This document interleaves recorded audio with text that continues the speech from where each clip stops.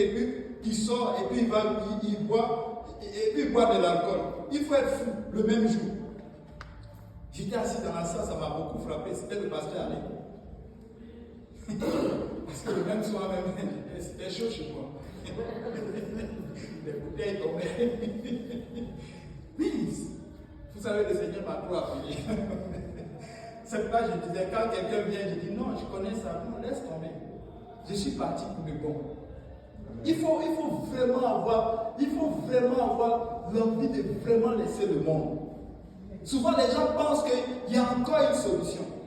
Peut-être que les choses peuvent changer et puis bon. Peut-être que quelqu'un va dire que la Bible, là, ce n'est pas la parole de Dieu et que c'est vrai. J'aurais perdu beaucoup de choses. Mais si je garde un pied, on ne sait jamais. Il faut totalement le laisser. Ça ne va pas changer. C'est comme le monde. Le monde ne va pas changer. En fait, ça ne va pas changer en bien. On ne verra jamais un lion et puis, comment on appelle ça? Un mouton, un agneau en train de marcher ensemble, dîner, ils mangent des herbes ensemble. Non, ça ne va pas changer.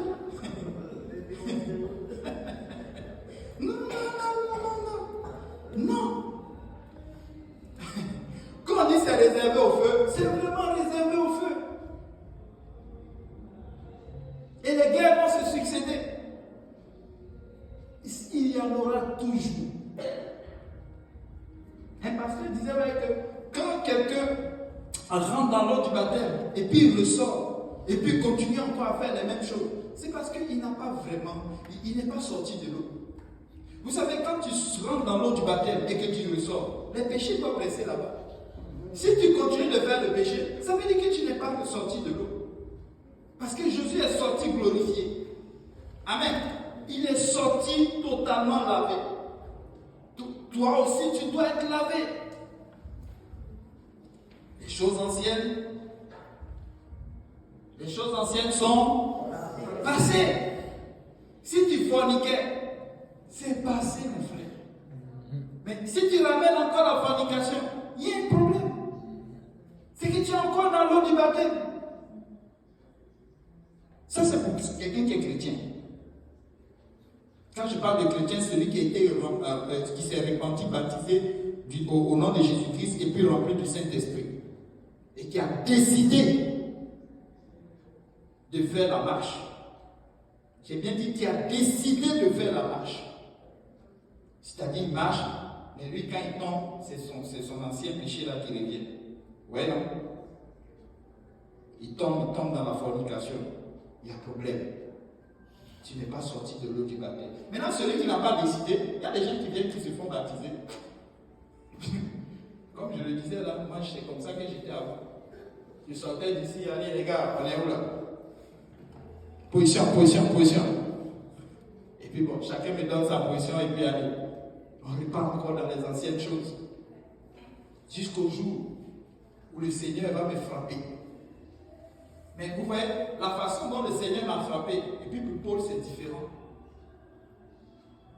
Oui, un jour, Yannick m'a permis de donner un petit témoignage à Oshinaga, je l'ai fait, et un petit truc. Je marchais encore dans le Seigneur. Lorsque un jour, une famille, parce que moi j'aimais ça avant, aider les gens qui viennent d'arriver. J'aimais beaucoup ça. C'était même qui m'envoyaient leur argent depuis Abidjan. Et je réservais des maisons pour eux, des appartements. J'étais un peu connu par les Chinois. Ils détiennent un peu venir dans les Chinois. Bon voilà. Donc, et un jour, j'ai réservé la maison, le frère est venu, je suis même allé le chercher. Même ce jour-là même, j'ai cherché quelqu'un ici qui pouvait passer. À l'époque, le Seigneur ne nous avait pas bénis comme tous les jeunes là. Il n'y avait pas encore JPDL. Donc, je cherchais des gens pour m'aider à aller les chercher, mais il n'y avait personne. Parce qu'on n'avait pas. Il n'y avait pas beaucoup de personnes qui avaient des véhicules. Et bon, on a dû louer, j'ai dû prendre un taxi pour aller les prendre. Et quand ils sont venus, sa femme était déjà à terre. Mais je ne sais même pas comment ils ont fait. Mais je pense que c'est Dieu qui les a couverts. Comment ils ont fait, comment elle a fait pour pouvoir prendre l'avion? Parce que quand elle est arrivée quelque part après, elle allait à Sacré-Cœur pour l'accouchement. Moi, je me suis posé la question, mais comment tu as fait? Parce qu'une femme qui est proche de l'accouchement, en temps normal, on ne te permet pas de prendre l'avion. C'est vrai, non? Je ça.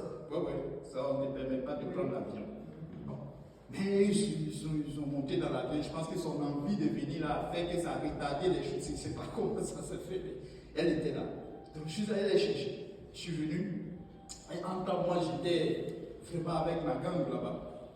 Et il venait à la maison. Et moi, dès l'instant où il est arrivé, il a commencé à chercher du travail. Donc, comme sa femme ne me connaissait pas, il avait 2 garçons. Et puis, c'est ça, 2 grands garçons de 10 ans. Donc, comme il ne connaissait pas la ville, donc, il m'a demandé de rester à côté de sa femme, de sa famille. Parce qu'ils sont nouveaux. Il ne faut pas que quelqu'un arrive et puis, pour lui, c'était une peur. Le fait qu'il court, aller chercher, n'est-ce pas, de quoi, le travail et tout ça. Et puis, bon, sa femme qui était à terre, on ne sait jamais. Ils ne connaissent pas la ville. S'il y a un problème, ils ne savent pas qui appeler. Donc, c'était bon que de temps en temps, le matin, que je parle du temps. Parce qu'à l'époque, ce n'était pas l'école, mais je ne faisais pas grand-chose. Donc, j'ai dit, bon, ok, donc de temps en temps, j'arrivais là. Et un jour, c'est arrivé que eux, ils avaient une église ici. La vérité, ils avaient une église, mais l'église n'avait pas encore. Le pasteur était là, mais il n'avait pas encore commencé à faire ministère. Donc, il était là. Et un jour, un dimanche, je venais à l'église et puis il m'a appelé. Il m'a dit, c'était même pas, c'était la semaine, il m'a dit, mais frère, je vais te parler. J'ai dit, ok, d'accord, il n'y a pas de problème. Je vais venir.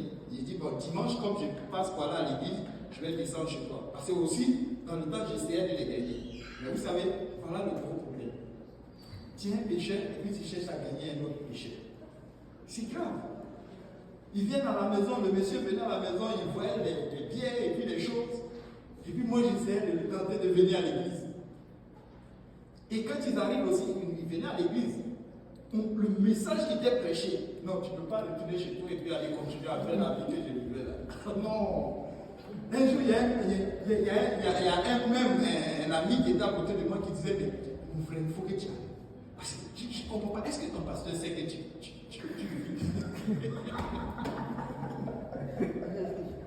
non, c'était terrible. Non, c'était grave. Écoute, donc il m'appelle, j'ai dit, bon, ok, dimanche, comme je passe par là, l'église, je vais descendre là et puis on passe par là. Il dit, ok. Donc quand j'arrive, sa femme n'était pas là, je pense qu'elle était allée quelque part, des connaissances qu'ils ont commencé à connaître. Et puis, voilà. Donc on parle et puis il me dit, mais qu'est-ce qui se passe entre toi et puis ma femme? Je dis, la question m'a tellement frappé. J'ai dit, comment ça? C'est quoi? Qu'est-ce qui se passe entre moi et puis ta femme? Tu lui dis quoi? Il dit, non, mais je ne comprends pas. Et les enfants me disent que tu lui montres des affaires, tu fais des choses. Je dis, frère, moi je ne comprends pas ton affaire là. Pour lui, il y avait une relation assez. Tu vois, le genre, je suis en train de. De toute façon. Bon, vu ma vie que je vivais avant là, c'est sûr qu'il pouvait penser à cette affaire là. Mais c'était quand même assez bizarre quand même. Une femme qui est enceinte, il faut être un tombeau comme de Yannick. Non, ça là, il y a quelque chose qui ne marche pas. Vous savez, même quand j'étais dans mes doutes, quand j'étais dans ma marche là, mais de temps en temps, je lisais la parole de Dieu. Parce que j'allais à l'église, j'allais à l'étude biblique et je prenais ça au sérieux. Je lisais Osée. J'ai lu comment il s'appelle, Job. Et à chaque fois, ça me revenait un peu en tête. Donc, quand la situation s'est présentée, je me suis dit, non, il y a quelque chose qui ne marche pas. Comment le frère m'a vu? Il dit, non. Donc, cela, je lui ai dit, ok, d'accord, j'ai compris, mais je ne pense pas qu'il y a quelque chose entre toi et moi, entre elle et moi. Mais si jamais tu as soupçonné quelque chose, je te demande pardon. Mais ça n'a rien à voir en fait. Mais je te demande pardon. Mais sache que je vais aller prier. Donc, je suis sorti de chez lui. Ce frère, on n'a plus contact. Mais j'étais bouleversé. J'ai dit, mais comment ça? Si c'était une jeune fille, ta fille, ou bien quelque chose, tu vois, Mais il faut dire, non, il y a quelque chose qui ne marche pas. Je vous le dis qu'il y a quelque chose qui ne marche pas. Un bon chrétien se dit qu'il y a quelque chose qui ne marche pas. Quand on lit le livre d'Osée, tu peux te dire qu'il y a quelque chose qui ne marche pas. Comment Dieu peut te dire d'aller marier une prostituée? Et même quand elle se prostitue, encore Dieu dit va la chercher. Il y a quelque chose qui ne marche pas. Dieu est en train de parler. Voici la conclusion dans laquelle je suis entré.